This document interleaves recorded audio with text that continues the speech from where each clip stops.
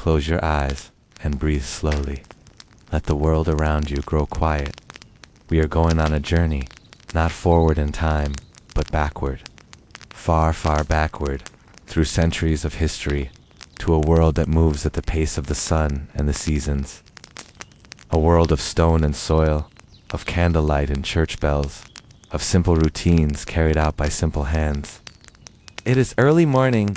The year is somewhere around 1150, in a small village nestled at the edge of a wide green valley in what we would call central France.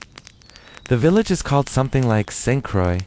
It has a chapel, a mill, a blacksmith's forge, and perhaps 40 families who have lived here, generation after generation, for as long as anyone can remember. The valley is still wrapped in mist. The hills beyond are dark blue and soft, like something half remembered from a dream. There is no alarm clock in this world. There is no electric light. The transition from night to day is a slow, gradual thing, a gentle brightening at the edge of the sky, a fading of stars one by one, a growing warmth that seeps through the cracks in wooden shutters. In medieval Europe, most people slept in two distinct phases. They would go to sleep at nightfall, wake in the middle of the night for an hour or two of quiet wakefulness, to pray, to think, to speak softly with a sleeping partner, and then return to sleep until morning. This period of nighttime wakefulness was so common that it had its own name, the watch, or the first silence. To sleep in one long, unbroken stretch, as we do today, would have seemed strange, even restless, to a medieval person. The first light is arriving now. It touches the thatched rooftops of the village cottages, turning the straw from gray to soft gold. A rooster calls out from somewhere near the mill. Then another. Then silence again, as if the village is still deciding whether or not to wake. The mist in the valley shifts and curls. A river runs nearby. You can hear it faintly, a low and steady murmur beneath the morning stillness. The peasant farmer, let us call him Guillaume, opens his eyes. He is a man of perhaps 35, though he looks older. His face is tanned and creased from years of outdoor work. He sleeps on a straw mattress on a raised wooden frame alongside his wife Marguerite and their two youngest children. The cottage has one main room with a central hearth and a small loft above where the older children sleep. The fire died down during the night. The room is cool and smells of wood smoke and straw and the faint warm scent of the family's breathing. Guillaume lies still for a moment, listening. He can hear the birds beginning in the oak trees beyond the field. He can hear the river. He can hear Marguerite's slow, even breath beside him. He rises carefully so as not to wake her. He does not wash. Washing with water is reserved for feast days and special occasions in many medieval peasant households. Though the church does encourage cleanliness, and many people keep their hands and faces relatively clean. He pulls on his linen undershirt, his woolen hose, his rough leather shoes. He wraps a simple cloak around his shoulders. The morning air is cold. He goes to the hearth and coaxes the embers back to life with a handful of dry straw and a few small sticks, blowing gently until the fire catches. Then he steps outside. The village is waking slowly around him. He can see a thread of smoke rising from the blacksmith's house across the lane. A neighbor's goat is bleating somewhere. The sky above the valley is now a pale, luminous gray, streaked faintly with the first pink light. Guillaume walks to his small vegetable garden, a croft it is called, to check on his crops. He grows peas, beans, onions, and turnips. He also has a strip of the common field, where he grows wheat and rye. These crops are everything. They are what his family will eat through the long winter months, and what he will owe in part to the lord of the manor as his annual rent. Life in a medieval village is organized around these obligations, around the rhythm of planting and harvest, around the weight of the soil and the mercy of the weather. Medieval peasants were not slaves, though their freedom was limited. Under the feudal system that governed much of Western Europe from roughly the 9th to the 14th centuries, most peasants were serfs, Bound to the land they worked and required to provide labor and goods to their lord in exchange for protection and the right to farm. They could not leave their village without permission. They paid taxes to the church in the form of tithes, 1/10 of everything they produced. They paid rent to their lord in grain, in eggs, in days of labor. And yet within these constraints, there was community, tradition, craftsmanship, and meaning. Life was hard, but it was not without its pleasures and its dignities. Marguerite is awake now. Through the open doorway, Guillaume can see her moving at the hearth, hanging a pot of water over the fire. She is making porridge, a thick paste of oats or barley, sometimes flavored with a little salt, perhaps a dried herb or two if she has them. This will be the morning meal. In medieval households, the day typically began with a light breakfast, followed by a more substantial midday meal, and then a smaller supper in the evening. The main meal, called dinner, was usually eaten around midday, when the working hours had peaked and a period of rest was welcomed. The children are up now, 3 of them, ranging in age from about 6 to 12.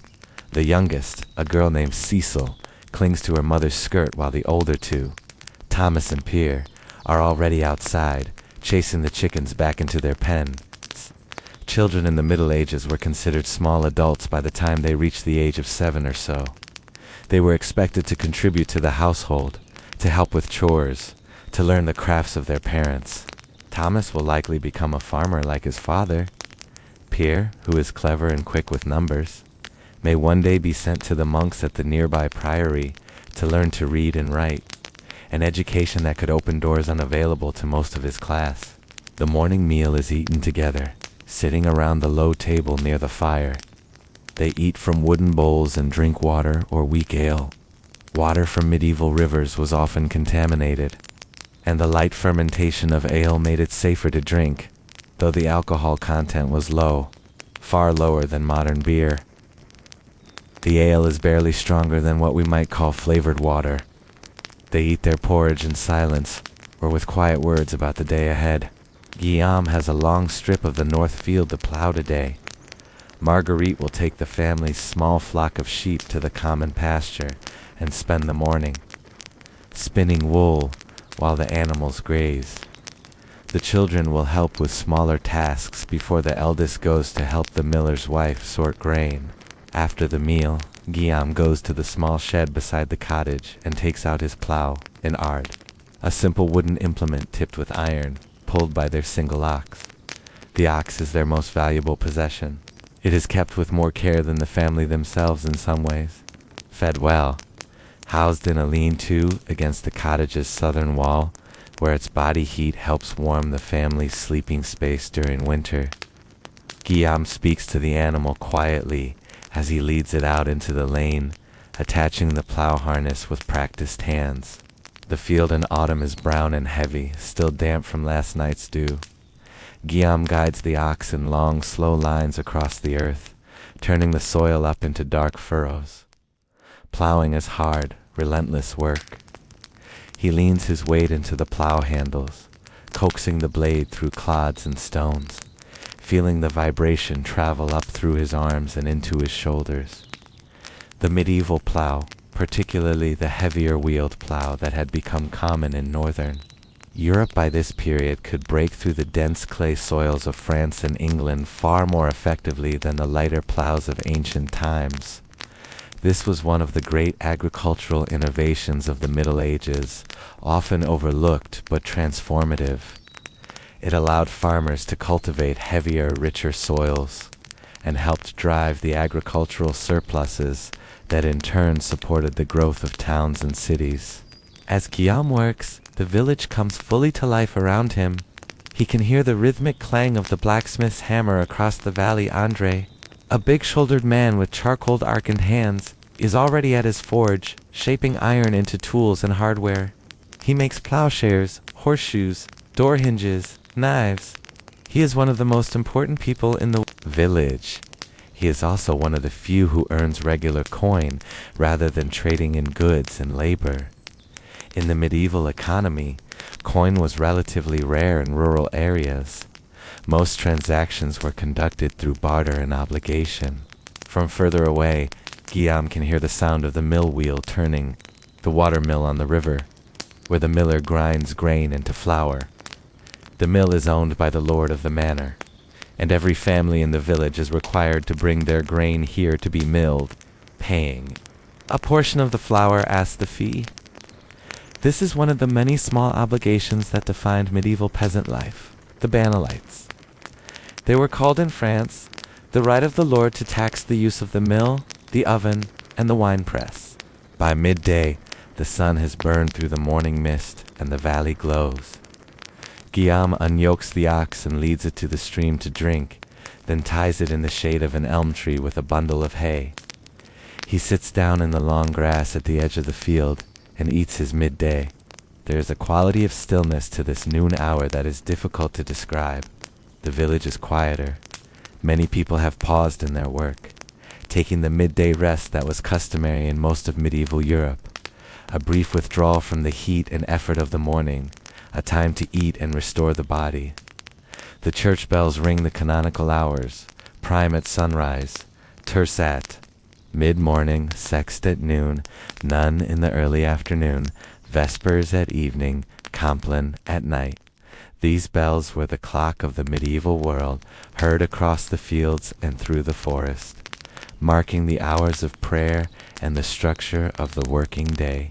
Guillaume rests on his back in the grass, his arm across his eyes, the sun warm on his chest. He listens. He hears the water. He hears the wind in the elm leaves above him. He hears the very distant sound of children's voices from the direction of the mill. Slowly, gently, his breathing deepens. He does not sleep. He is not tired enough for that. Not yet. But he rests, fully and completely, in the way that people who work with their bodies know how to do. The body knows how to release its effort, how to let the weight of itself sink into the earth. The afternoon is for the long work. Guillaume returns to the field. The light is different now, warmer, more golden, angled from the west. The earth smells rich and dark where it has been turned. He works steadily, without urgency. Medieval time was not the segmented, pressured time of the modern world. There were tasks to be done and seasons to be respected, but there was not the relentless, forward-leaning urgency of modern life. Time moved with the light, with the seasons, with the liturgical calendar of feasts and saints' days that marked the year in meaningful rhythms. Every week ended with the Sabbath. Sunday, a day when fieldwork was forbidden and the village gathered at the chapel for Mass. Every year was punctuated by major feasts, Christmas and Easter, the feast days of patron saints, the great quarter days that mark the agricultural seasons. Across the valley, Marguerite is returning from the pasture with the sheep. She has been spinning as she walked. Medieval women commonly carried a distaff and spindle and spun wool or flax while walking, watching livestock or resting. The rhythmic motion of spinning was almost meditative, practiced for so many years that the hands moved of their own accord while the mind wandered, or the eyes watched the children or the weather.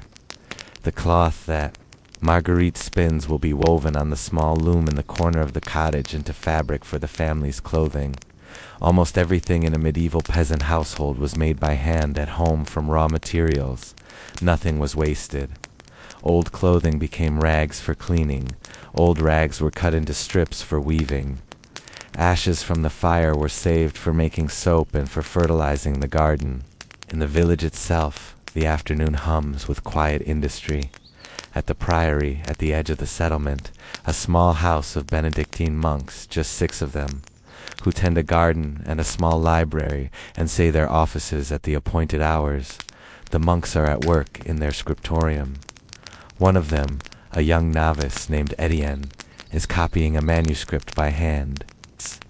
He dips his goosequill pen into the ink, formed from oak galls and iron salts, and traces the letters of a Latin text with careful, reverent strokes. This manuscript, a commentary on the Psalms, has taken him 6 months so far. It may take another 6 to complete, and when it is done, it will be one of perhaps 100 copies in existence.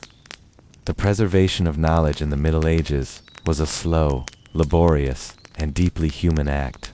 Let us walk through the village now, quietly, as evening begins to approach. Let us notice the things that are there.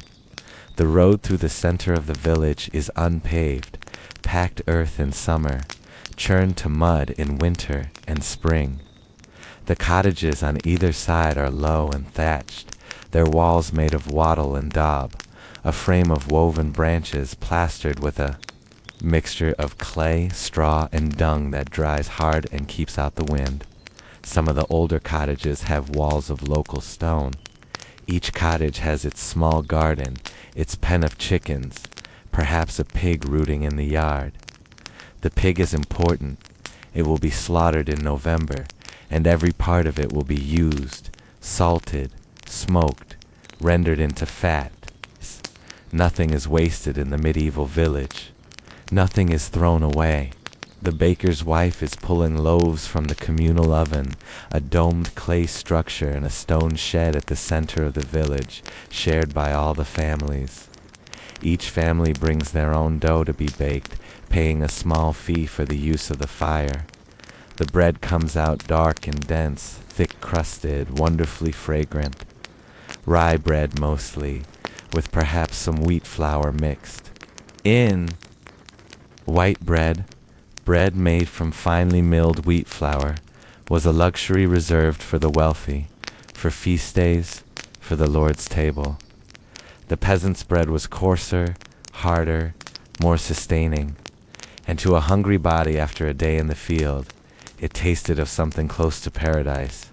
Children are running between the cottages, playing games whose rules would be recognizable to any modern child, chasing games, hiding games, games with hoops and sticks. Medieval children played. They had toys, carved wooden figures, balls stuffed with rags, simple instruments made from reeds or stretched gut. They told stories, learned songs, wrestled, and tumbled in the grass. Childhood in the medieval village was bounded by work and obligation, yes, but it was not joyless. Happiness was found in small things, the sweetness of a ripe apple, the warmth of the fire on a cold night, the sound of a familiar voice singing an old song. As the light begins to golden and descend, the chapel bell rings vespers. The sound floats across the valley, low and clear. One by one, the villagers pause what they are doing and turn toward the chapel. Some go in, others simply cross themselves and murmur a brief prayer where they stand. Faith was not separate from daily life in the medieval world. It was woven into every moment, every decision, every fear and hope. The church provided the structure of the year, the moral framework of behavior, the consolation for suffering, and the promise of something beyond the difficulties of earthly existence. For most medieval people, the relationship with God and the saints was personal, immediate, and constant. The chapel is small but carefully tended. The walls are lime-washed white inside, painted with simple scenes from the life of Christ and the Virgin Mary, the Annunciation, the Nativity, the Crucifixion. The altar cloth is embroidered linen. The candlesticks are polished bronze. The priest, Father Bernard, is an old man with a careful and gentle voice. He says the office in Latin, which almost no one in the congregation understands, but the sound of it, the rhythm and melody of the prayers is deeply familiar to all of them, heard every day since childhood, woven into memory and muscle. They know when to kneel, when to stand, when to make the sign of the cross. They know the structure, even if not the words. After Vespers, the village gathers briefly in the open space near the well. There is conversation, laughter, the exchange of small news. Who is ill? Whose cow has been found? What the weather is likely to bring? Whether the harvest will be enough this year? These conversations are the information network of the medieval village. Informal, oral, passed from person to person, stored not in writing, but in the collective memory of the community. Memory was extraordinarily important in the Middle Ages, in a world where most people could not read. People remembered songs, stories, legal precedents, family histories, agricultural knowledge, all without writing any of it down. The mind was trained to hold what it needed. Guillaume's finished in the field. He walks home as the light fails, the ox plodding beside him, the turned earth dark and still behind them. He is tired, the good, heavy tiredness of a body that has worked honestly all day. His shoulders ache. His hands are rough and sore. He is also, beneath the tiredness, quietly satisfied. The field is plowed. The work is done. Tonight he will eat and sit by the fire and sleep the deep, easy sleep of exhausted muscles and a conscience at rest. Marguerite has supper on the table, or rather, on the boards laid across trestles that serve as a table in the main room.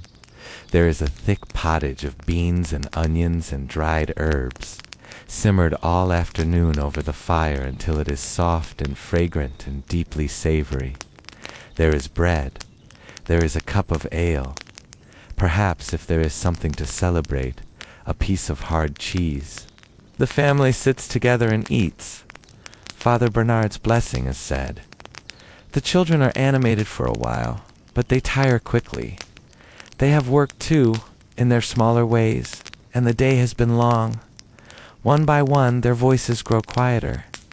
Little Cecil falls asleep leaning against her mother's arm before the meal is even finished. After supper, Guillaume tends to a few small tasks by firelight, sharpening a blade, mending a piece of harness, checking the ox's water. Marguerite nurses the baby. There is always a baby, or almost always, and talks quietly with the older children. Thomas, the eldest, asks his father about the field, about when they will plant, about how the weather will turn. Guillaume answers in few words. He is a man who has learned from the land rather than from books, but his knowledge is deep and precise. He knows which clouds bring rain and which bring nothing. He knows the signs of frost in the soil. He knows when the plowing is right and when it is too early or too late. This knowledge, passed from father to son over generations, is as sophisticated in its way as any formal science. The fire is burning low. The room is warm and smells of wood smoke and cooking, and the close, familiar smell of family. The candle, a tallow candle, made from rendered animal fat, giving a softer and less bright light than beeswax, which was reserved for the church, flickers gently near the hearth. Outside, the night has settled fully over the valley. The stars are extraordinary. Out here, away from any electric light, dense and brilliant, the Milky Way, a white river across the black sky. The night sounds are different from the day sounds, the low call of an owl, the creak of a branch, the distant sound of the river running over stones. Medieval people were not afraid of the dark in the way we sometimes imagine. Darkness was a familiar part of life, not an anomaly. They moved through their homes and their villages at night by firelight and moonlight and memory. They knew where everything was. They knew the paths by feel. The night was also a time for certain fears. Yes, wolves were a genuine. Danger in the forests of medieval Europe, and the world beyond the village was uncertain and sometimes threatening. But the village itself, at night, was safe and familiar and warm. It was home. Guillaume banks the fire, arranging the coals so they will hold heat through the night and be easy to revive in the morning, and the family prepares for sleep. The children climb to the loft. Guillaume and Marguerite settle onto their mattress. They say their nighttime prayers, brief, whispered, habitual. The formula of the prayers is not important. What matters is the act of laying the day down, of releasing it, of entrusting the night to God. There is something deeply restful in this practice, in this daily ceremony of release. While the village sleeps, there is one place that does not fall entirely silent. At the priory, the monks keep the liturgy of the hours through the night. At Compline, the last office of the day, they pray together in the small stone chapel, their voices rising and falling in the ancient plainchant that has been sung in monasteries across Europe for centuries. Compline ends with, The Salve Regina, a hymn to the Virgin Mary, gentle and melancholy and beautiful, and then the great silence begins. From Compline until the morning office, the monks maintain perfect silence, speaking only if absolutely necessary. But in the deep hours of the night, they rise again. At roughly 2 in the morning, though they have no clock, only the abbot's sense of the passage of time, and sometimes a water clock or a candle marked with hours. They rise for the night office, also called matins or vigils. They pad through the dark cloister in their woolen habits and sandals, their breath misting in the cold air, and file into the chapel once more. The candles are lit. The chanting begins. This is the oldest liturgy in Christendom, prayers and psalms that have been said at this hour, in this way, for 800 years and more. The sound is low and steady and ancient, like the river, like breathing. After the night office, the monks return to sleep until prime at dawn. And in the village, Guillaume also wakes briefly, perhaps at 3 in the morning. In the old pattern of segmented sleep lies quietly in the warm dark, feeling the weight and warmth of Marguerite beside him, listening to the breathing of his children in the loft above. He says a quiet prayer, a few words, nothing formal. He thinks about the field, about the season turning, about the small steady progress of the work. He thinks about nothing in particular. He lets his mind drift, soft and unhurried, like water over smooth stones. And slowly, gradually, he returns to sleep. The night deepens. The village is entirely quiet now. The fire in each cottage breathes slowly, holding its warmth. The animals in their pens shift and settle. The river runs on, as it always has, as it always will, carrying the cold water from the hills down through the valley and away to the south. The stars move imperceptibly overhead, the great slow wheel of the sky turning as it has turned every night for all of human history. In the priory garden, the monks' herbs are still and frosted. Rosemary, lavender, feverfew, valerian. Medieval herbalism was the primary medicine of the age. The monks and the village healers knew the properties of hundreds of plants, knowing which roots reduced fever, which leaves soothed a wound, which teas eased the cough of winter or the pain of an aching joint. This knowledge was careful and accumulated, passed down through generations of observation and practice.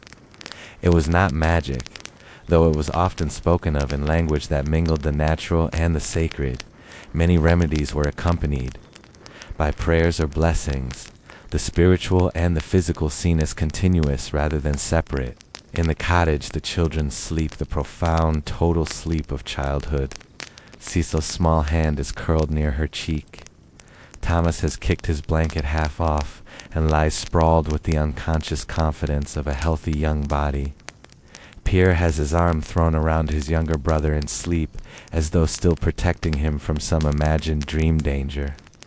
Their breathing fills the loft with a slow, even rhythm, like waves on a shore. Beyond this valley, in the wider world of the 12th century, great events are unfolding. The Crusades are transforming the relationship between Christian Europe and the Islamic world, bringing new goods and ideas back along the trade routes: silk, spices, mathematical concepts, medical knowledge, philosophical texts. In Paris, perhaps 200 miles to the north, the University of Paris is in its early days, a gathering place for scholars from across Europe who are beginning to develop the methods of scholastic philosophy, the careful logical examination of theological and natural questions that will eventually flower into the scientific revolution. In England, the cathedral at Canterbury is a great center of pilgrimage. In Santiago de Compostela, in Spain, thousands of pilgrims walk the great road from France to the tomb of St. James. Great cathedrals are being built across Europe, structures of such ambition and technical sophistication that they still astonish engineers today. The Gothic cathedral, with its pointed arches and flying buttresses that redirect the weight of stone walls outward and allow for vast windows of colored glass, is being perfected in this century. The light inside a Gothic cathedral, that colored, luminous, otherworldly light that fills the space with something that seems to come from beyond the physical, was a deliberate theological statement. Light, for the medieval theologian, was a manifestation of God's presence. To bathe a space in light was to fill it with the divine. And yet in this small valley, in this small village, none of these great events are close. News from Paris or Jerusalem might take weeks or months to arrive, if it arrives at all. The world of Guillaume and Marguerite is bounded by what they can see from the top of the hill, the fields, the forest, the river, the chapel spire, the smoke from the next village 3 miles away. This is not a limitation they experience as loss. It is simply the shape of their world. And within that world there is more depth and texture and meaning than can be measured. Let the village rest. Let the night hold everything gently. The sleeping children, the banked fires, the resting animals, the monks in their stone cells, the river in its bed. There is a quality to this silence that is different from modern silence. There is no distant traffic, no electrical. This is a world made of natural things. Stone and wood and clay and straw, fire and water and wind, wool and linen and leather, iron. These are the materials of daily life. Every object that Guillaume and Marguerite own was made from something that came out of the earth, worked by human hands, and will return to the earth when it is worn out. There is no plastic, no synthetic material, nothing that will persist beyond its use. The medieval world, for all its hardships, had a kind of material honesty that is worth pausing to appreciate. In the field, the turned earth is cooling under the stars. The furrows that Guillaume plowed today will hold the seed wheat in a few weeks' time. When the soil temperature and the moon phase and Guillaume's deep agricultural intuition all agree that the moment is right. In spring, the green shoots will come up in those rows, reaching for light. In summer, the field will be gold and rustling. At harvest, the whole village will come together to cut and thresh and winnow, working in the old communal way, the way that has been done here for generations. The grain will be stored and ground and baked and eaten, and the cycle will begin again. Let your own breathing slow now. Let it match the rhythm of this sleeping village, this ancient, quiet night. You are very comfortable where you are. The world around you is safe and still. There is nothing you need to do, nowhere you need to be. Everything is taken care of. Everything can wait until morning. Like Guillaume, you can put down the weight of the day. Not forever, just for now. Just for these hours of dark and rest and renewal. The night is long, the stars are bright. Somewhere in the valley the river is running over stones. The sound so constant and even and soft that it becomes indistinguishable from silence. The monks at the priory will rise again in a few hours for their night office, their quiet voices rising in the ancient plainchant, a thread of human prayer woven into the fabric of the night. But that is later. For now, everything rests. The monastery cat, a gray and battle-worn creature named for one of the saints, is curled on a stone step in the cloister, as close to the warm wall as she can get. Her eyes are closed. Her sides rise and fall. Even the most vigilant creature, the one who watches all night for the movement of small things through the garden, has let herself settle into sleep. The whole valley rests. The whole world in this moment rests. Medieval people believed that sleep was a gift from God, a small daily death and resurrection, a time when the soul was freed from the weight of the body to dream and to be restored. They believed that angels watched over sleepers. They believed that the hours between midnight and dawn were thin hours, hours when the boundary between the earthly world and the divine world was most permeable. They took their sleep seriously. They honored it. They made space for it in a way that we, in our bright and hurrying world, sometimes forget to do. You have followed this day from its gray beginning to this deep and quiet close. You have walked with Guillaume through the turning field. You have heard the chapel bell ring the hours across the valley. You have smelled the bread from the communal oven, felt the warmth of the fire in the cottage, heard the children's voices growing slower and quieter as the evening came. You have been, for these hours, somewhere else entirely, somewhere slower and simpler and older, somewhere that had its sorrows and its hardships, yes, but also its beauty and its peace. And now the night has you, gently, completely. There is nothing more to follow, nowhere else to go.